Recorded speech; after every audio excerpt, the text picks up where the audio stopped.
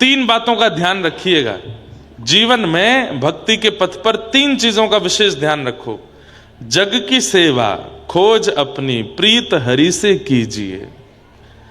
ये 3 बातें आपके चित्त में हों तो आप भक्ति पथिक हो। सबसे पहले जग की सेवा, तो व्यासपीठ से हम जग की सेवा कर ले रहे हैं, पर दूसरा काम हमसे नहीं हो पा रहा था, खोज अपनी।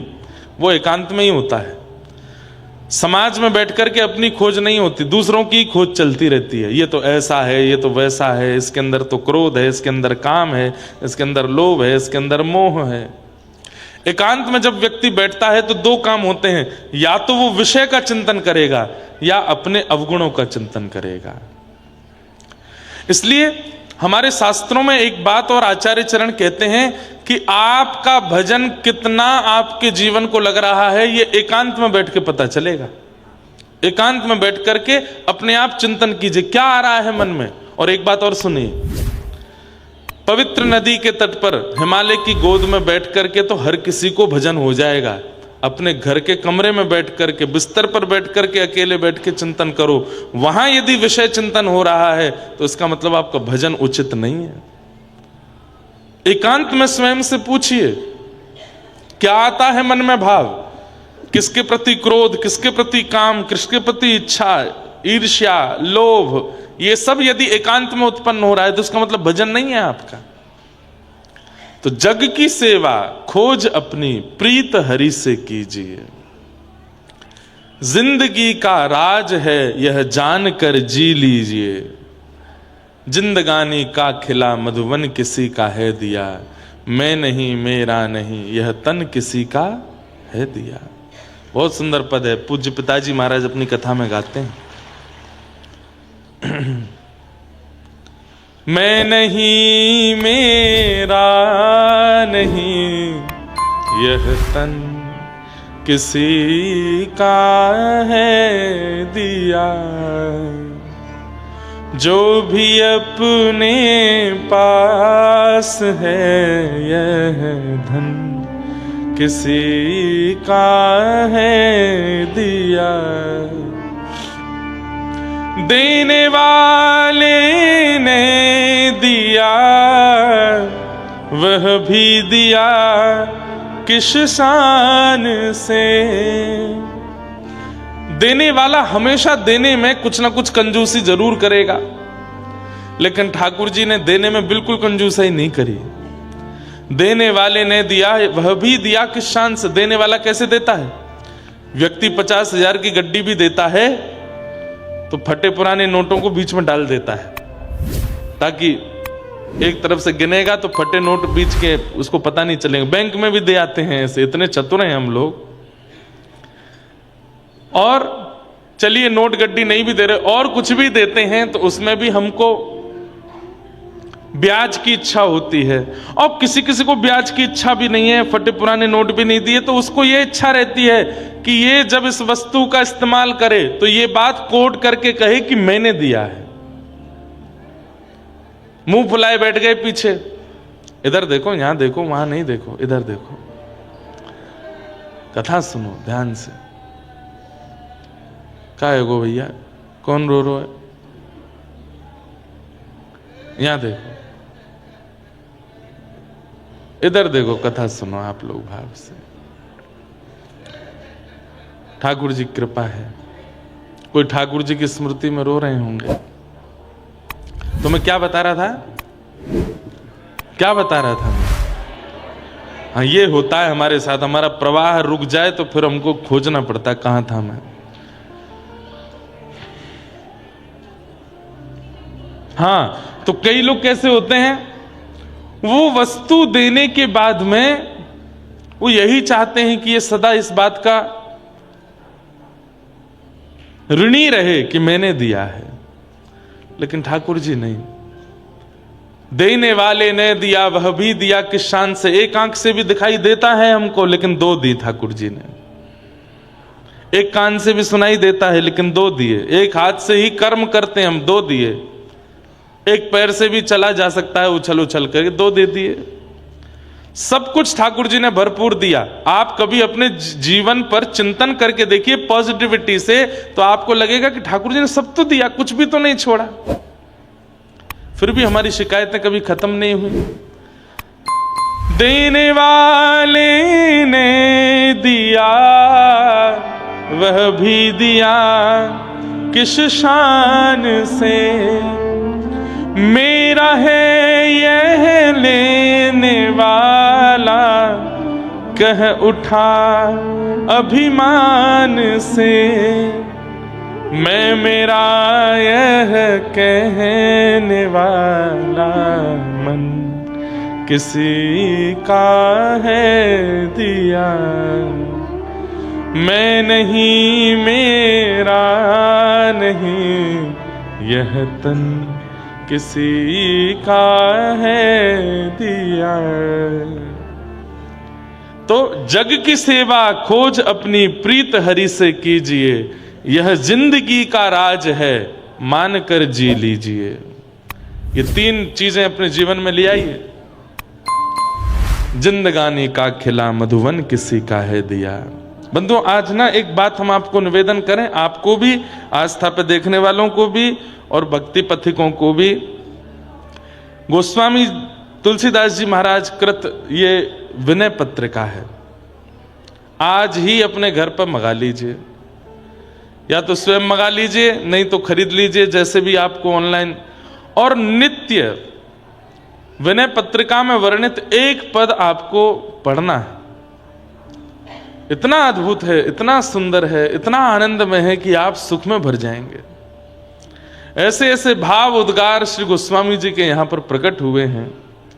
अब मैं अभी मंच पे आता हूं तो रोज यहीं से नैमिषारण्य से शुरू किया है, विनय पत्रिका कहीं से भी खोल करके एक कोई भाव जरूर पढ़ता हूं। एक इतना सुंदर भाव अभी अभी पढ़ने में आया कि गोस्वामी तुलसीदास जी कह रहे हैं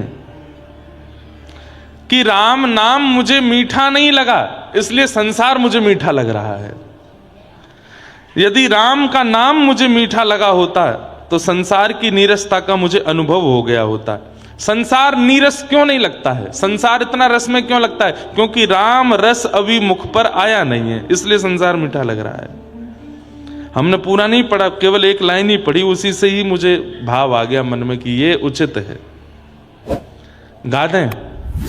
जो मोहे राम लागते मीठे, जो मोहे राम लागते मीठे, जो मोहे राम लागते मीठे, जो मोहे राम लागते।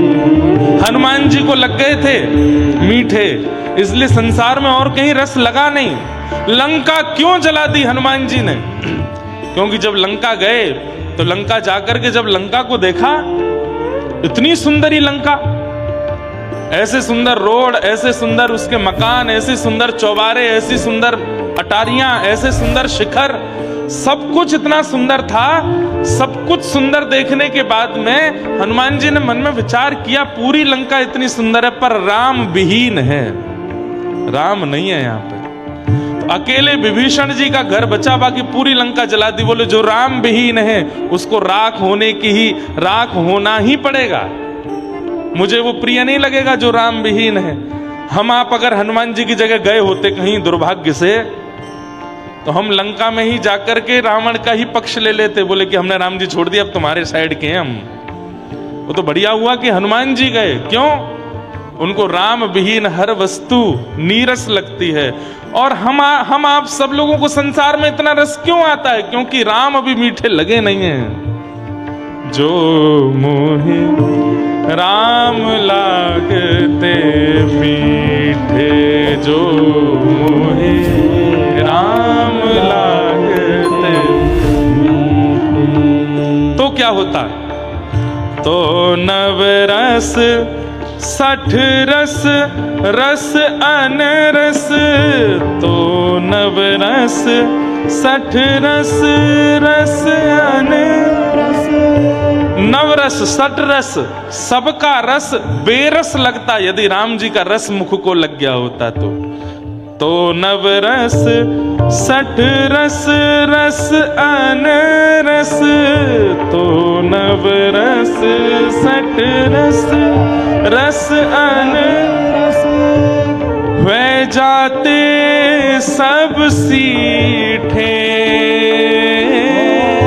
वे जाते सब, जो मोहे राम लागते मीठे, जो मोहे राम लागते मीठे, जो मोहे श्याम लागते मीठे, जो मोहे श्याम लागते मीठे।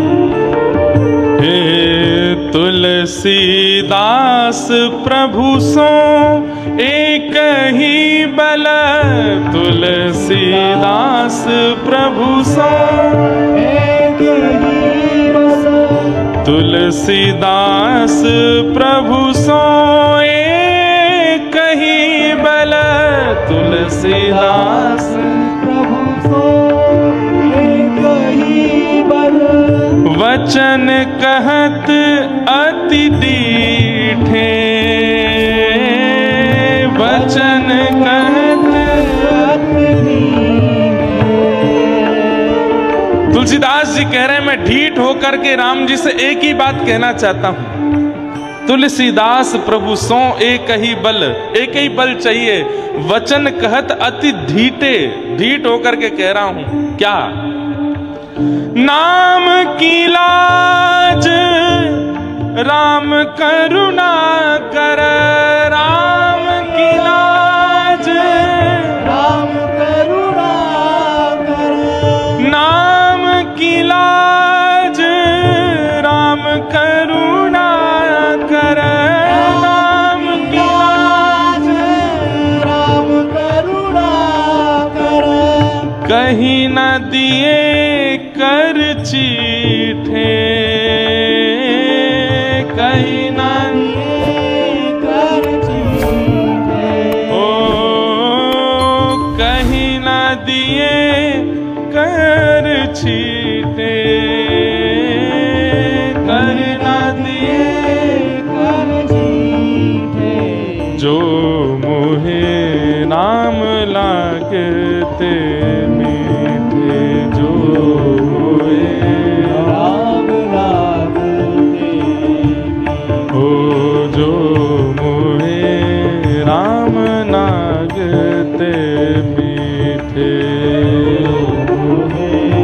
राम लागते राम लागते राम मीठे, लागते हाँ, राम लागते मीठे,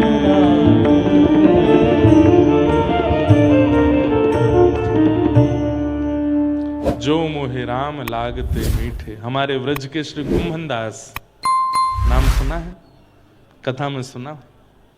श्री कुंभन दास जी अपनी पत्नी के साथ पहली बार श्रीमद् वल्लभाचार्य जी के दर्शन करने के लिए गिरिराज जी गए। सब लोग ध्यान से सुनो।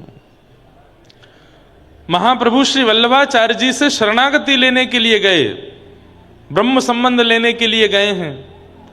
और जैसे ही महाप्रभु श्री वल्लभाचार्य जी का दर्शन किया, श्री चतुर्भुज दास, श्री कुंभन दास जी देख करके इतने आनंदित हो गए, चरणों में प्रणाम किया। प्रणाम करके महाप्रभु जी ने तुरंत दोनों की ओर देख करके कहा, पति पत्नी दोनों दंपति थे, क्या इच्छा है मन में?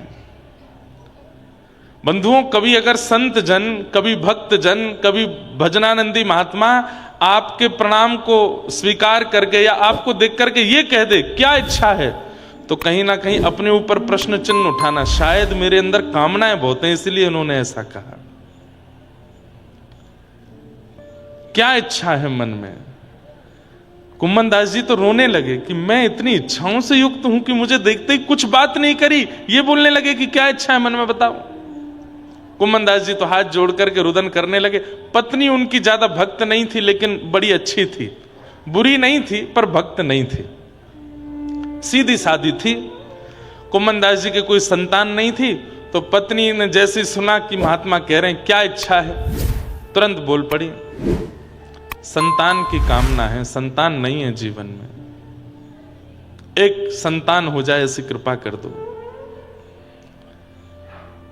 महाप्रभु जो वल्लभाचार्य जी हंसने लगे, बोले एक नहीं 7 होंगे, एक नहीं 7 होंगे। लेकिन ये बात सुनकर के कुम्भनदास जी बड़े दुखी हो गए, अपनी पत्नी से कहने लगे तुमने क्यों मांगा? अरे आचार्य चरण ने यदि इच्छा प्रकट करके कह भी दिया कि क्या इच्छा है मन में, तो कहीं ये क्यों नहीं मांगा कि गिरधर जीवन में आ जाए, ये क्यों नहीं मांगा कि नाथ मुझे प्राप्त हो जाए, ये क्यों नहीं मांगा कि ठाकुर जी जीवन को स्वीकार कर लें, हमें स्वीकार कर लें? ये तुमने मांगा भी तो संसार। पत्नी बेचारी भोली भाली, उसने कह दिया अलमो तो इतना ही आवे, जीवन में दंपति हैं, पुत्र नहीं है पुत्री नहीं है, तो मैंने मांग लियो। और कौन सा उनने एक ही वरदान की कही है, दोनों ने कही, दोनों के मन में कहा है, मैंने अपनों मांग लियो, तुम अपनों मांग लो। महाप्रभु जी बड़े प्रसन्न हुए, बोले अब इनकी इच्छा से पुत्र तो होगा, 7 संतान तो होंगी, पर कृपा कीजिएगा चाहे एक भी उनमें से पूर्ण शरणागत हो ठाकुर जी के, चाहे एक भी हो पर पूर्ण शरणागत हो, ठाकुर जी का भक्त हो। इतने अकिंचन थे श्री कुम्भनदास जी। 7 पुत्र हुए उनके, लेकिन कोई पूछता कुम्भनदास जी कितने बालक हैं आपके, तो कहते 1.5 बालक है मेरे। बोले एक पूरा बालक है, क्यों? चतुर्भुज दास पूरा भक्त है, सुबह से शाम तक ठाकुर जी की आराधना करे, वो तो मेरा पूरा बालक है। और एक आधो बालक है। बोले क्यों? बोले मंदिर ना जावे, कथा वथा नहीं सुने, पर गौ सेवा करे, हमारे आधो बालक है। तो पूरे कितने? बोले बाकी के मेरे पुत्र नहीं है। क्यों? बोले ना मंदिर जावे, ना कथा सुने, ना गैया सेवा करें, 1.5 बालक है मेरे। कृष्ण प्रिय लग गए हैं, राम प्रिय लग गए हैं, नाम प्रिय लग गया है, सत्संग प्रिय लग गया है, तो संसार नीरस लगेगा। हमको लगता है, कब लगता है पता है? जब कथा सुनते हैं उतनी देर नीरस लगता है, और जैसे ही कथा में 1 बजता है, कहाँ है भंडारा, कहाँ बनो है आज, कहाँ मिलेगो, 7 दिन तक तो यूं लगता रहेगा कि 7वां दिन नहीं आवे, कथा पूरी नहीं होवे, लेकिन 7वां दिन आते ही लगेगा चलें भैया वापस घर। हाँ भाई बेटा, 7 दिन के लिए दुकान तुम्हारे भरोसे छोड़ के गए, कितनी कमाई करी बताओ। आपकी स्थिति पर मैं आपको डांट रहा हूं नहीं, मैं अपने ऊपर भी कह रहा हूं, हम भी ऐसे ही हैं। हाँ, पर बहुत कथाएं कर करके थोड़े थोड़े कभी कभी बहुत ज्यादा नीरसता आ जाती है संसार के प्रति। लेकिन अभी अच्छे से ठाकुर जी प्रिय लगे नहीं है, इसलिए संसार की बहुत विषय स्थिति प्रिय लग रही है। पर राम जी से तुलसीदास जी तो हट करके कह रहे हैं कि जिस राम नाम को गाकर के सबने आपके चरणों की प्राप्ति कर ली, बस वही मुझे दीजिए और कुछ नहीं।